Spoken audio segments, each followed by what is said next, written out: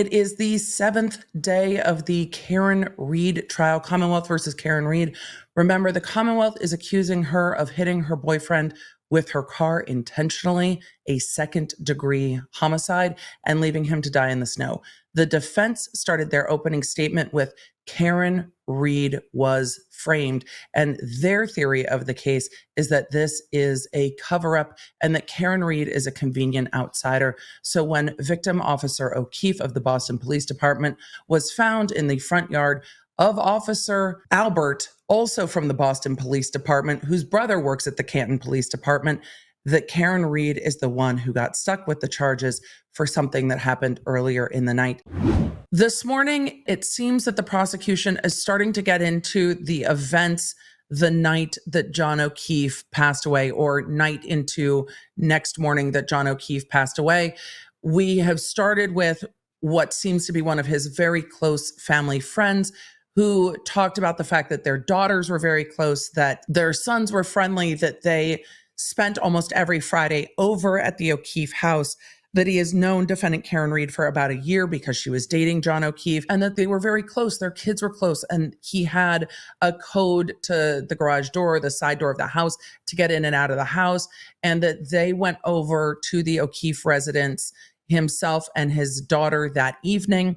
The girls stayed at the home, and then John and the witness went out to a local bar, CF McCarthy's, and there they started drinking. Karen Read met them, and then Kurt Roberts met them, and then another individual that they kind of knew from kids playing baseball together who just happened to be there also kind of joined their group. We saw video from CF McCarthy's of them drinking together. We saw Karen Read come in and, give the victim a kiss on the cheek, and he kind of patted her back and went through a lot of the points of time of that evening and them interacting together. That is a much longer video. Of course, the entire video will be entered into evidence for the jury if they want to watch the entirety themselves down the road. The prosecution just highlighted bits and pieces showing what the victim was wearing and how they were interacting together. Then it kind of gave us the timeline of why that witness left the bar. His kid was playing like backyard roller hockey with friends and got a tooth knocked out. He said the status of the tooth remains unknown, but he left the bar around 11 p.m., went to go pick up his son at a friend's house, went to go pick up his daughter at the O'Keefe residence, and then took them back to his house, charged his phones, and went to bed. He was awoken the next morning around 6 a.m. with the phone ringing, saw that he missed calls from both his wife and Karen Read, and then called his wife back, and his wife asked him to go back and pick up John O'Keefe's niece at home because she was home alone. At that point, he didn't seem to know much of what happened to John or much of what was going on with Karen, but at that time in the morning, Karen, I believe, was at the hospital from the timing, which is tough because the prosecution hasn't tied the timeline together well, and there's no timestamps on the Ring doorbell footage. But John was at the hospital, and I believe Karen was either still at the scene or at the hospital. So they went and picked up the niece and took her back home to be with his daughter. At some point later in the morning, he took John O'Keefe's niece, Kaylee, back to John O'Keefe's residence because John's younger brother, who testified first in this trial, called to let him know that John O'Keefe had passed and asking to bring Kaylee back to the house. On the stand before lunch is the bartender from the Waterfall, who was testifying about who was there with the group with victim officer John O'Keefe and Karen Read, including Caitlin Albert, a name you may know because, Katie McLaughlin, the paramedic, went to high school with somebody by that name and or is very friendly with Caitlin Albert. But Caitlin Albert was at the bar at the Waterfall. Brian Albert was at the bar at the Waterfall. Brian Higgins was at the bar at the Waterfall with Karen Read and Officer O'Keefe. The last place they were before they went to 34 Fairview. Right before lunch, we were looking at the time on the video as the bar was closing. That bar was closing up right at about 12:10 a.m. So now we have a little bit more of a timeline based on text messages and based on security footage. that bar was closing. The entire staff was out by 12:17. So we see people leaving that bar right around 12:10 a.m. and we start to get a timeline. We have not gotten into forensic evidence, cell phone, where the cell phones are going. We have not gotten into pathologists, how much Karen Read was drinking, any of that. We are going to be rejoining court. We are going to be resuming the cross-examination. And that is where we're at so far. At the end of day 7 of the Commonwealth versus Karen Read, all day today, we had civilian witnesses that were establishing the timeline and interactions between the defendant and the victim the night leading into the early morning hours before Officer O'Keefe was found at 34 Fairview. So we heard from witnesses who were out early at C.F. McCarthy's bar with the defendant and the victim. We heard from witnesses that were then later at the waterfall with the defendant and the victim. And then we saw surveillance video from both bars, saw the surveillance video wrapping, and the entire bar at the waterfall shut down by like 12:17 a.m. the morning of the 29th, and seeing everybody leaving that bar around 12:10 with a light dusting of snow outside, and the victim walking out of the bar in a black hat, a hoodie that's gray with black sleeves, and carrying a clear glass.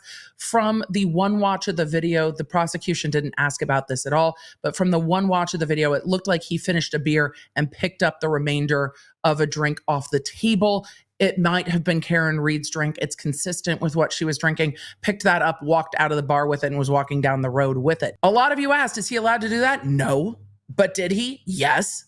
Yes. So we got into the friends and community of Officer John O'Keefe, the relationships between John O'Keefe's mostly niece and her friends and their parents, and really talking about not just the connectedness, but the support this community had for each other, and really spending some lovely time together. We saw how really just lovely this friend group was. And everyone who talked about Karen Read in testimony today talked about her love for John O'Keefe. The last 2 witnesses talked about the fact that she admired him and was talking about how much he sacrificed to take care of his niece and nephew.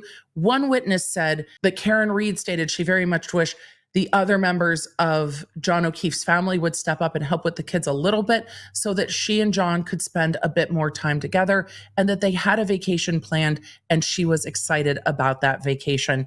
Nothing in my mind at this point that goes to ill feelings, things that are very normal. It seemed that the thing Karen Read wanted to do was spend some money on the kids and spoil them a little bit and spend a bit more time with John O'Keefe, who all these witnesses stated she admired very much and who had a good relationship and were very connected and very lovey-dovey and kind of hugging on each other and touching each other and just really being very connected that evening. And one of the witnesses joked that his wife mentioned, like, you're not like that with me.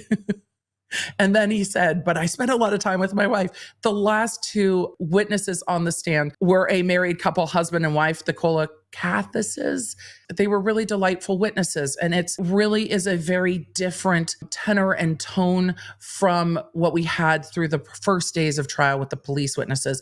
So I think we will continue seeing this timeline of the group at the waterfall leaving and going to 34 Fairview. But we now know that 34 Fairview is about 5 to 7 minutes away from the waterfall, that everybody was leaving about 12:10 p.m., that Karen and the defendant were last seen walking towards Karen's car. I don't know if we will see any witnesses that saw Karen get into the driver's side and drive away. We will get into that. I wonder if the reason the prosecution told the jury on the jury view to pay attention to the interior of the car is because Karen Read doesn't strike me as a particularly tall woman, and John O'Keefe was over 6'2". And I wonder if the placement of the driver's seat is what the prosecution was asking them to look at. Look, we know that Karen Read was driving the car because the car went back and was parked at John O'Keefe's house and didn't move. Then again, if he had moved the seat back, she could have just changed it back when she drove it back to John O'Keefe's house later. But I wonder if that's one of the things they were considering is, look, we know she was driving. But they have charged a driving under the influence causing death to Karen Read, and they haven't really gotten into anyone that seems to have seen Karen Read inebriated. Everybody except for the last witness, was drinking and then left the location. But the bartender didn't seem to believe Karen Read was all that intoxicated. Others didn't indicate that Karen Read was all that intoxicated. So the prosecution still has a long way to go. I think what we've ended the day with is that Karen and John were a loving couple that had a lovely night at the bar with friends. And then something happened, and we don't know what. For deep dives into the stories that I covered here, you can find them on my YouTube channel at The Emily D. Baker and The Emily Show podcast. I stream every Tuesday and Thursday. The podcast goes live on Wednesdays. And if you want to stay in the loop with everything I'm doing, receive the fastest notifications out there, and get more Law Nerd community, join me at lawnerdapp.com, our free app for iOS and Android.